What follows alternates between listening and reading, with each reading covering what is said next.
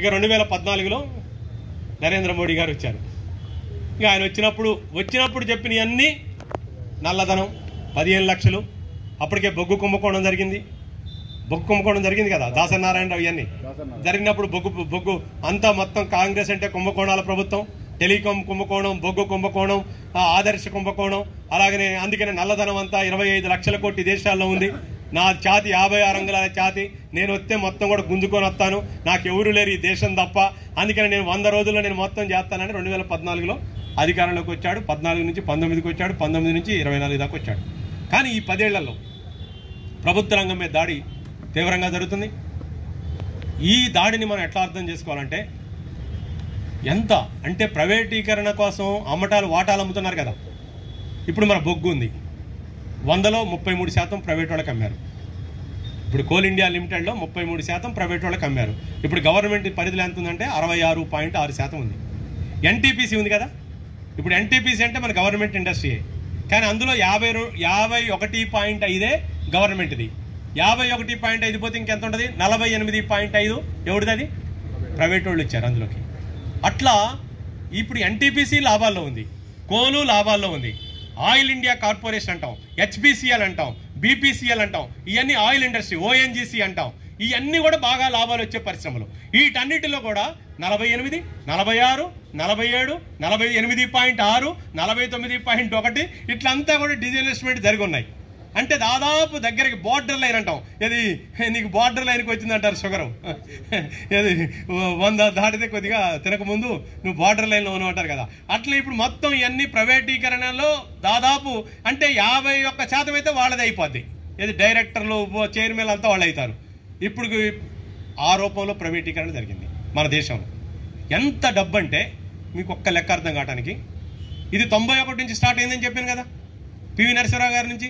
91 నుంచి వాజ్పేయి గారు వచ్చి ఇప్పుడు మళ్ళీ మన మోడీ వచ్చేదాకా, అంటే ఈ మోడీ 10 ఏళ్ళు పోతే 33 ఏళ్లలో, అంతకుముందు ఎన్నేళ్ళు, 23 ఏళ్ళు. మొత్తం 6 లక్షల కోట్ల రూపాయల ఈ వాటాలు అమ్మితే 6 లక్షల కోట్లు, 23 సంవత్సరాల్లో అమ్మింది 1,50,000 కోట్లు. 23 సంవత్సరాలు అమ్మింది అంతా 1,50,000 కోట్లు. ఈ మోడీ వచ్చిన ఈ 10 సంవత్సరాల్లో అమ్మింది 4.5 లక్షల కోట్లు. మొత్తం 6 లక్షల కోట్లు కదా అమ్మింది. అంటే 23 సంవత్సరాల్లో 1,50,000 కోట్ల వాటాలు అమ్మితే మోడీ వచ్చిన తర్వాత అమ్మింది 4.5 లక్షల కోట్లు. అంటే వీడి వేగం అర్థమైందా, బుల్లెట్ వేగం, ఇది వాయు వేగం అర్థమైపోయింది కదా. ఎందుకంటే బహుశా భారతదేశంలో ఏ ప్రధానమంత్రి కూడా స్వాతంత్రం వచ్చినప్పుడు ఉన్న నెహ్రూ దగ్గర నుంచి ఎవడు కూడా ఒక 50-60 దేశాలు తిరిగి రాలే. ఆఖరికి ఈ మధ్య పత్రికల్లో, సోషల్ మీడియాలో కూడా వచ్చింది, వాడికి మొత్తం ఈ 5 ఏళ్ల కాలంలో వాడు తిండి తినడానికి అయిందే 1,400 కోట్లు, 1,500 కోట్లు అంట. అంటే రోజుకి దాదాపు 8 లక్షలు తిండి తింటాడు అంట వాడు. 7.5-8 లక్షలు ఏం తింటాడో తెలియదు. అంటే అంత డబ్బుని పెద్ద ఎత్తున అయింది. ఇప్పుడు ఈ రకంగా ప్రైవేటీకరణ జరుగుతుంది. రెండోది ఏంటి, ఇప్పుడు ఇంకా మిగతాయి కూడా అమ్మాలంటే కొనాలి కదా, మిగతాయి కూడా కొనడానికి కూడా సిద్ధంగా ఉండాలి అమ్మేటప్పుడు. ఈ మధ్యకాలంలో ఏంటంటే అందరూ అంత పెట్టుబడులకు అనుకూలంగా చేస్తుంటే, పెట్టుబడిదారులకి కార్పొరేట్లకు అనుకూలంగా చేస్తుంటే ఎందుకు కొనుక్కోవాలి మనం కొనుక్కోకుండా కొద్దిగా బ్రేక్ వేశారు వాళ్ళు కొనుక్కునేవాళ్ళు. అందుకని కొనుక్కునేవాళ్ళు బ్రేక్ అయితే ఈ మధ్య కోవిడ్ వచ్చింది 2019లో. కోవిడ్ వచ్చిన తర్వాత నిర్మలా సీతారామన్ గారు ఇంకొక మాట చెప్పింది, ఆత్మనిర్భర్ భారత్. ఏమన్నది అంటే ఆత్మనిర్భర్ అంటే మనం నిర్భరంగా ఉండాలి, భారత్ నిర్భరంగా. ఆత్మనిర్భర్ భారత్గా ఉండాలంటే, ఎవడైనా నిర్భరంగా ఉండాలంటే అందరికీ కోవిడ్ మందు ఇవ్వాలా, హాస్పిటల్ ఉండాలా, ఐసోలేషన్ సెంటర్లు ఉండాలా, ఆక్సిజన్ ఉండాలా, వెంటిలేషన్ ఉండాలా, ఎవరికి ప్రాణం పోద్దనే భయం లేకుండా ఉండాలా, ఏది నిర్భరంగా ఉండాలంటే. కానీ ఆమె ఆత్మనిర్భర్ భారత్ పేరుతోటి ఈ పనులు చేయలే. ఆత్మనిర్భర్ భారత్ పేరుతోటి ఏం చెప్పిందనంటే నేషనల్ మానిటైజేషన్ పైప్ లైన్ అని తీసుకొచ్చింది. నేషనల్ మానిటైజేషన్ పైన అంటే జాతీయ ఆస్తుల నగదు పథకం. ఏమిటి జాతీయ ఆస్తులు తాకట్టు పెట్టేది, జాతీయ ఆస్తులు తాకట్టు పెట్టడం కోసం ఒక పథకం తీసుకొచ్చింది. ఈ తాకట్టు పెట్టే పథకంలో ఎవరున్నారంటే రైల్వేలు ఉన్నాయి, బొగ్గు గనులు ఉన్నాయి, ఓడరేవులు ఉన్నాయి, ఎఫ్సిఐ గోడౌన్లు ఉన్నాయి, నేషనల్ హైవేస్ ఉన్నాయి, విద్యుత్ ట్రాన్స్మిషన్లు ఉన్నాయి, విద్యుత్ జనరేషన్ స్టేషన్లు ఉన్నాయి, టెలికాం టవర్లు ఉన్నాయి, అలాగనే ఇంకా మన గ్రౌండ్స్ ఉంటాయి కదా, ప్లే గ్రౌండ్స్, స్టేడియంలు ఉన్నాయి. ఇవన్నీ కలిపి నేషనల్ మానిటైజేషన్ పైప్ లైన్లో పెట్టారు. అంటే మరి ఇప్పుడు ఈ నేషనల్ మానిటైజేషన్ పైప్ లైన్ అంటే ఏంటో తెలుసా? ఇప్పుడు డిజిన్వెస్ట్మెంట్ అంటేనో వాడు డబ్బు పెట్టి కొనుక్కోవాలా, ఏది వాటా కొనుక్కోవాలంటే వాడు డబ్బు పెట్టి కొనుక్కోవాలి పరిశ్రమలో వాటాని. ఇప్పుడు నేషనల్ మానిటైజేషన్ పైప్ లైన్ అంటే ఇది 100 రూపాయలు అంటే ఇప్పుడు నేషనల్ హైవే ఆల్రెడీ ఉంది 1,00,000 కిలోమీటర్లు ఉంది మన దేశంలో. ఇప్పుడు ఇందులో 25,000 కిలోమీటర్లు ప్రైవేట్ రోడ్డుకి ఎత్తాడు. ఇప్పుడు 25 కిలోమీటర్లు ప్రైవేట్ రోడ్డుకి ఎత్తామంటే వాడు కొత్త రోడ్డు వేసుకోవాలన్నా, కొత్త నేషనల్ హైవే వేసుకోవాలన్నా అవసరం లే. ఇప్పుడున్న నేషనల్ హైవే మీద వాడికి వస్తుంది అధికారం, టోల్ గేట్ డబ్బు వాడికి వస్తుంది, ట్యాక్స్ వాడికి వస్తుంది. అందుకని అది ఆ రకంగా వాడికి ఇవ్వడం కోసం నిర్ణయం చేశారు. 25,000 కిలోమీటర్లు బొగ్గు గనులు ఉన్నాయి. సుమారు ఒక 200-300 బొగ్గు గనుల్ని వేలంపాట పేరుతోటి ఇవ్వాలనుకున్నాడు. ఇదొక పద్ధతి. ఇప్పుడు రైలు లైన్లు ఉన్నాయి కదా, ఇప్పుడు రైలు లైన్లలో కొన్ని రూట్లు వాడికి ఇవ్వాలనుకున్నాడు. రూట్ ఇవ్వడం అంటే వాడు కొత్త రైలు మార్గం వేసుకోడాడు. ఇప్పుడు ఉన్న రూట్లో వాడి రైలు వస్తుంది. ఎందుకు రాదు? ఇప్పుడు మన బస్సులు లొట్టలేదా రకరకాల పేర్లతోటి? మార్నింగ్ స్టార్ బస్ అని, లేకపోతే ఇంకో బస్ అని, రేపు అంబానీ అదాని ట్రైన్లు వస్తాయి. ఇప్పుడు వరకు మనం దోస్తున్నది ఏంటంటే గోల్కొండ, లేకపోతే చార్మినార్, లేకపోతే తెలంగాణ ఈ ఎక్స్ప్రెస్లో వస్తున్నాం. రాబోయే కాలంలో అదాని ఎక్స్ప్రెస్, అంబానీ ఎక్స్ప్రెస్ ఇవన్నీ వస్తాయి. ఇప్పుడు ఫస్ట్ వందే మాత్రం వచ్చింది. ఇప్పుడు వందే మాత్రం తర్వాత అంబానీ వస్తాడు. ఇక వందే మాత్రం అంటే గొప్ప చెప్పడమే కదా. అందుకని ఈ రూపంలో మొత్తం నేషనల్ మానిటైజేషన్ పైప్ లైన్ పేరుతోటి దొడ్డిదారిన ప్రైవేటీకరణ, ఇది అప్పనంగా ఆస్తుల్ని తాకట్టు పెట్టడం, ఈ పద్ధతి వచ్చింది. ఈ రకంగా భారతదేశంలో ప్రభుత్వ రంగాన్ని పెద్ద ఎత్తున ప్రైవేటీకరణ చేసే చర్యలు. ఒక్క మాటలో చెప్పాలంటే ఈ 10 ఏళ్లలో ఇప్పుడు 2024, 2034 వచ్చేసరికి మీరెవరు ఉండరు. కొత్తగా రిక్రూట్ అయినటువంటి వాళ్ళు ఉంటారు, కానీ పాత కార్మికులు ఎవరు అసలు ఏ ప్రభుత్వ రంగ పరిశ్రమలో ఉండరు, అందరూ అయిపోతారు. అసలు కొన్ని ప్రభుత్వ రంగ పరిశ్రమలు ఏమైతే తెలుసా? రిక్రూట్మెంట్ లేని పరిశ్రమ. మీరంటే ఇక్కడ మనకి ఒక హక్కు ఉంది, డిపెండెంట్ ఎంప్లాయ్మెంట్ హక్కు ఉంది. ఆ హక్కు ప్రకారం బదిలీ కార్మికుడిగా వచ్చాం. కానీ కొన్ని పరిశ్రమల్లో ఇప్పుడు ఎన్టీపీసీలో ఏముంది? ఎన్టీపీసీలో నేను చూశాను, నాకు గోదావరి కేంద్రంతో పరిచయం అయినప్పుడు ఒక 20 ఏళ్ల క్రితం ఎన్నికలు జరిగితే 1000 ఓట్లు ఉన్నాయి. ఇప్పుడు మొన్న 270 ఓట్లు ఉన్నాయి పోలింగ్లో. ఇప్పుడు నెక్స్ట్ 10 ఏళ్లకి 270 మందిలో ఒక్కడు కూడా ఉండడు.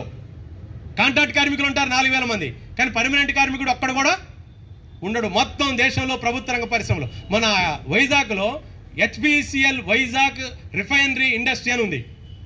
HPCL factory. అక్కడ ఉన్న 200-300 ఉన్న రెగ్యులర్ ఎంప్లాయీస్.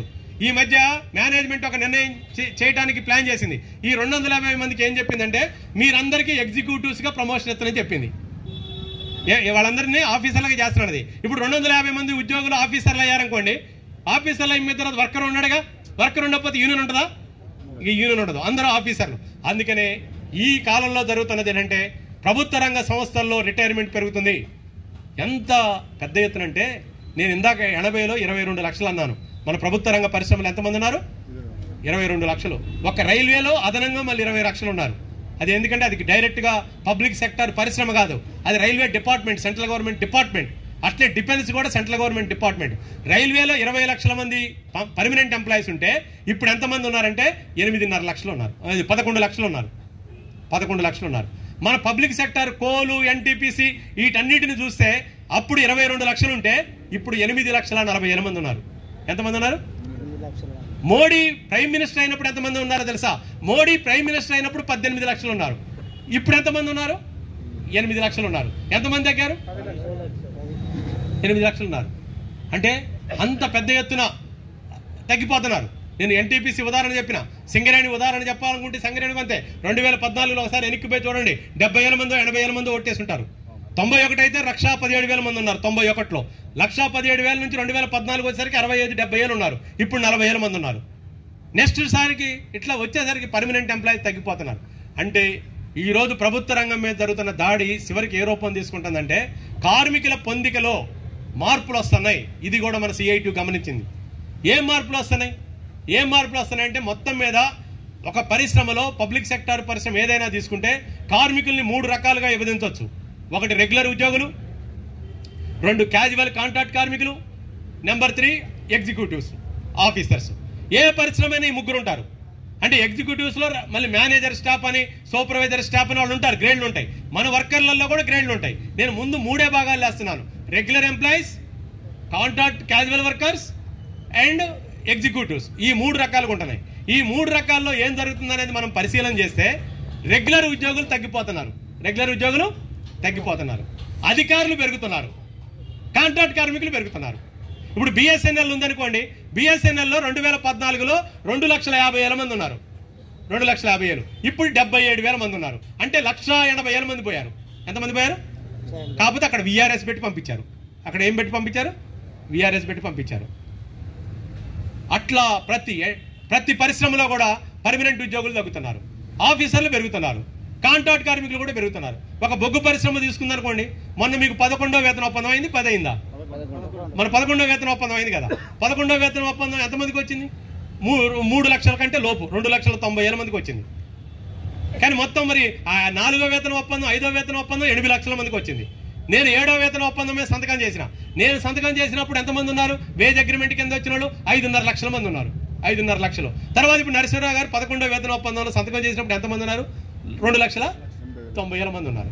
అంటే వేతన ఒప్పందాలు పెరుగుతున్నా, ఏది జరుగుతున్నా అది వర్తించే కార్మికుల సంఖ్య తగ్గిపోతుందా, తగ్గిపోవట్లేదా?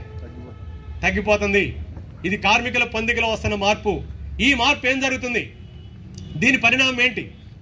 ఈ పరిణామం ఏంటంటే మొత్తం కార్మికుల యొక్క పోరాడే శక్తి తగ్గిపోతుంది. దీన్ని పంచింగ్ పవర్ అంటాం. వర్కింగ్ క్లాస్ పంచింగ్ పవర్ తగ్గిపోతుంది. ఎందుకు తగ్గుతుంది? కారణం ఏంటి?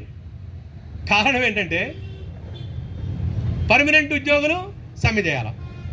ఆఫీసర్లు చేస్తారా? ఎగ్జిక్యూటివ్ క్యాడర్ చేద్దా? చేయరు. వేతన ఒప్పందం అమలు కావాలని డిలే అవుతుంటే పోరాడుతున్నారు అనుకోండి, కాంట్రాక్ట్ కార్మికులు సమ్మె చేయరు.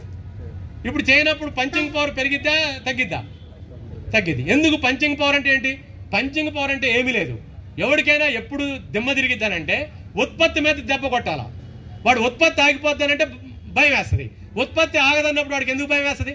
ఇప్పుడు మొత్తం మన దేశంలో ప్రభుత్వ రంగ పరిశ్రమలు అన్నింటిలో కూడా కాంట్రాక్ట్ కార్మికులు కూడా ఆపరేషన్లో పనిచేస్తున్నారు, ఉత్పత్తి ప్రక్రియలో భాగస్వామ్యం అవుతున్నారు. ఇవాళ కంప్యూటర్ సిస్టాన్ని కంట్రోల్ చేస్తున్నారు. ఇవాళ మన ఎన్టీపీసీ ఉందంటే 4,000 మంది పనిచేస్తున్నారంటే 300 మంది పర్మనెంట్ ఎంప్లాయీస్ పనిచేస్తున్నారు. గతంలో 1,000-1,200 మంది చేసేవాళ్ళు. వాళ్ళ పనులన్నీ ఇప్పుడు కాంట్రాక్ట్ కార్మికులు చేస్తున్నారు. ఎన్టీపీసీని ఆపు చేసే, గుండెకాయని ఆపు చేసే శక్తి ఈ రోజు ఎన్టీపీసీలో కాంట్రాక్ట్ కార్మికులకు ఉంది, సింగరేణిలో కాంట్రాక్ట్ కార్మికులకు ఉంది, ప్రభుత్వ రంగ పరిశ్రమలో కాంట్రాక్ట్ కార్మికులకు ఉంది. మరి వాళ్ళు ట్రేడ్ యూనియన్లు సంఘటితంగా అవుతున్నారా? వాళ్ళు సంఘటితంగా కావడానికి వాళ్ళకి బెనిఫిట్స్ లేవు, మినిమం వేజ్ లేదు, సోషల్ సెక్యూరిటీ లేదు, ఏ రకమైన సౌకర్యాలు లేవు, వర్క్ ప్లేస్ సేఫ్టీ లేదు. అందుకని వాళ్ళు ట్రేడ్ యూనియన్లలో సమీకరించకపోవడం వంటి యాజమాన్యాలకి లాభం జరుగుతుంది.